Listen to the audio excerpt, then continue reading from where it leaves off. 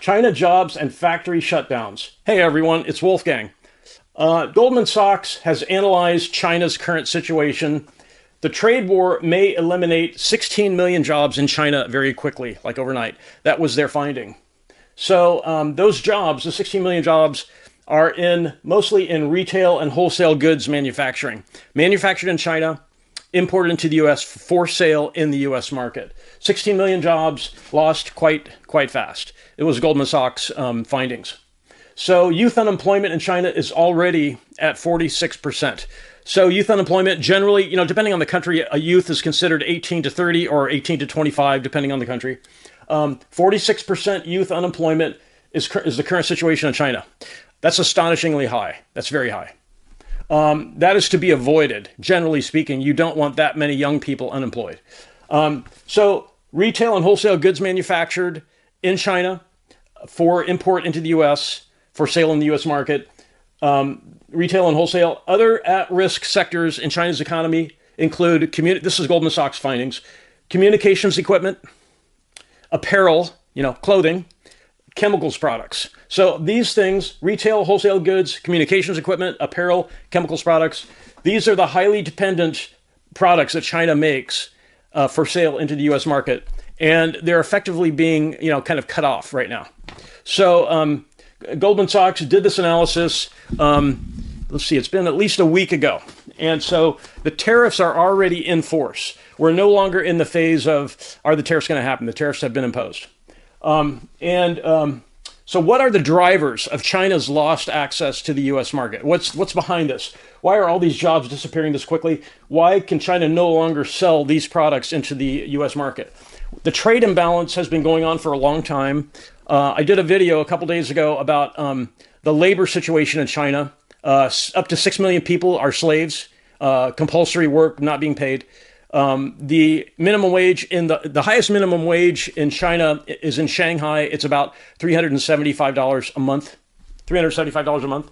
So wages are artificially suppressed in that country, compared to international standards. So that has led to this huge trade imbalance, because basically what has happened, and I described it in that video, is when you offer up to the world very low pay employees, then companies will flock there. Apple did it. A lot of other companies did too, and it took advantage of the unconscionably cheap labor. And so that pulled manufacturing out of the U.S., out of Europe, out of the U.K., out of a lot of countries, and impoverished the U.S. population, the middle class, impoverished parts of Europe and the U.K. So at some point, somebody was going to call China on that and say, you can't do that. You're not paying these people enough. And we need a vibrant middle class. We need factories back in the U.S. And so the drivers of China's lost access to the U.S. are a reaction to chronic trade imbalances caused by underpaid workers in China. You can't have 6 million slaves, just my opinion. So the drivers include, there's a 145% baseline tariff imposed on not all, but a lot of China's goods. 145% baseline tariff. There's an effective tariff rate of about 156% effective, because at the high end, some products are tariffed at 245%. So these are imposed on goods being imported from China, making those goods much more expensive. And so that's what's causing the job loss. It's sort of realigning how trade works on the planet. A lot of companies are pulling out of China or have pulled out of China. Apple, for example, is switching all their iPhone manufacturing, or a lot of it, to India. And they're going to be doing a lot of manufacturing here in the U.S., Apple, and a lot of other countries too. So what are some things China could do? So this is just sitting around talking to people about what possible steps might make China seem a little more cooperative to the problem. The first thing, this is kind of a biggie. It might be a little controversial. If it is, I apologize. This came up in discussions. An apology and financial restitution for the theft of Saline Automotive in 2020. August 2020, the Chinese Communist Party basically stole Saline Automotive, their establishment and their operations in China. About $800 million of value was just stolen, basically stolen. They call it nationalized, but it's basically theft.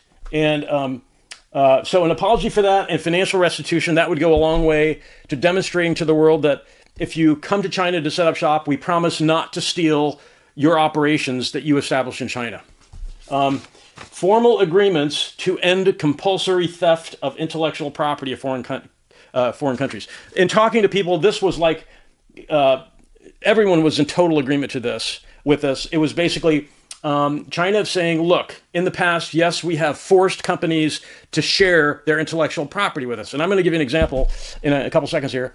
And China could say, we did that in the past. We have seen the error of our ways. We will no longer do that. So those two things signal to the world that it's safe to set up shop in China, and China will no longer steal or nationalize a foreign company's operations, and a formal agreement to end the theft of intellectual property. Those two things would go a long way to signaling to the world that China is trying to abide by ethical and moral standards of business, business conduct, ethical business conduct. So here's the example. This is kind of a well-known example of the intellectual property theft. So Porsche, a German auto manufacturer, Porsche was compelled to give up trade secrets and intellectual property for the Porsche Macan SUV. Okay, so they have this SUV. Porsche manufactures the Macan. It's an SUV. They wanted to set up shop in China. China forced them to share all the trade secrets of that vehicle. And then Zai Auto in China copied the entire vehicle and sold it for one-sixth of what Porsche's version of the car was selling for. So Porsche could no longer sell the car in China. Basically, Zai Automotive in China made a forgery of the Porsche Macan SUV and sold it for one-sixth of what the actual Porsche, the authentic Porsche car sells. So that's an example of the compulsory theft of intellectual property and what they do with it. They force you to give up intellectual property, they make a copy, and then they put you out of business. So that's sort of the John D. Rockefeller. I mean, it's similar to what John D. Rockefeller was doing in this country, in the U.S. He would enter a market, find out what competitors charged, vastly undercut their pricing, put all the competitors out of business, then raise prices and take all their customers. So it's not ethical. It cost Rockefeller his company. The U.S. government broke up the company. And so formal agreements to put an end to that would signal to the world that China recognizes that there is a value to behaving responsibly and ethically in business. If you're not going to behave ethically in business, you are not going to get business. And so a lot of these tariffs are an attempt to bring China to the table and say, look, there's a problem here. We can fix it. There's a lot of different ways we can go to work at this, but let's go to work at it. Let's try to resolve these issues. So here are some other actions. I didn't have room for everything on the board. The U.S. ended exemptions on low-value shipments. For a while there, the U.S. had exempted lower-value shipments of imports from China. That's over. The U.S. ended those exemptions, and that is directly affecting China's retail and wholesale employment, per Goldman Sachs. Okay, so one thing China is doing to try to adjust, it's not going to work, but they're trying anyways, is called rerouting. China is trying to set up manufacturing in countries with lower tariffs into the U.S.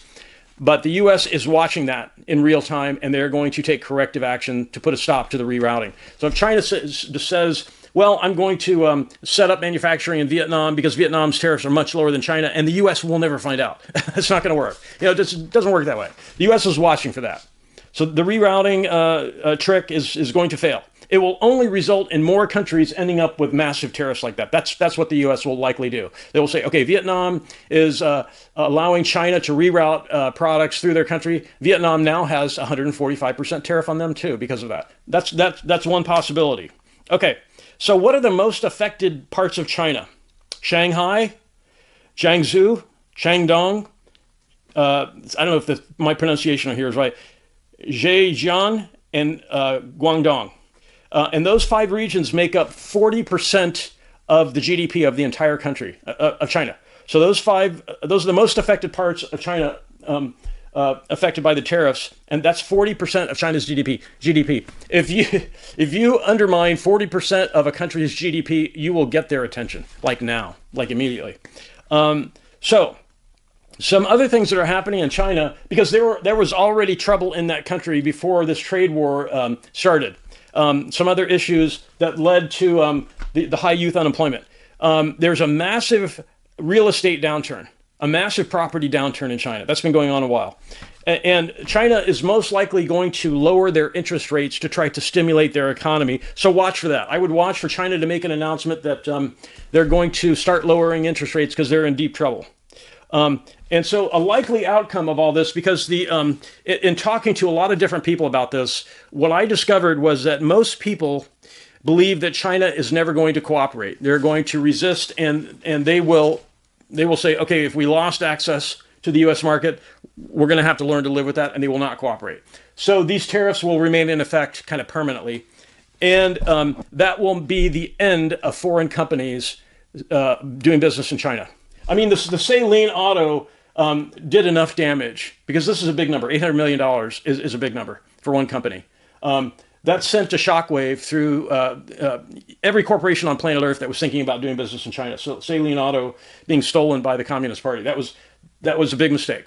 But in talking to so many different people about this, the consensus is that China is not going to cooperate with the U.S., and these tariffs are going to remain in effect probably permanently. And it will be an end of foreign companies being willing to do business with China. And the other is China will then lose access to being able to sell anything in the U.S. market. So the made in China days are probably over. That's the consensus when I've talked to people about this, is that the made in China we've gotten used to is probably over. It's come to an end. Because China is unlikely to do any of these corrective actions. It's just not, they're just not into that sort of thing. It's sort of like Russia and Ukraine. Russia feels like they're in a good position. They're never going to stop that war. It's just never going to stop. I mean, the only thing that would stop the war in Ukraine would be if the leadership of that country changed, and that's unlikely to happen. So there's always, in the world, there are always some things that are kind of sticky or stubborn. They don't change. And this thing with China and the trade imbalance, it will be fixed, because a lot of companies are moving to the U.S. and they will manufacture here in the U.S. And we will get through the period of adjusting, weaning ourselves off products made in China. We will get away from that gradually. It will take some time, but that's kind of where we're going. That's the direction we're going. If you have any questions about this, I wanted to cover this because Goldman Sachs took a look at this stuff, and I've talked to people about it, and there seems to be a general consensus about what's ahead. And what's ahead is weaning off of China, an end of companies doing business with China is a good idea, and a change in the way that world trade works, something more approaching fairness and balance. Sort of balance is the key to world trade. That's what kind of the direction we're moving. So if you have any questions, please post in the comments. I'd be happy to answer any questions. And I really want to thank everyone for watching, and have a great day.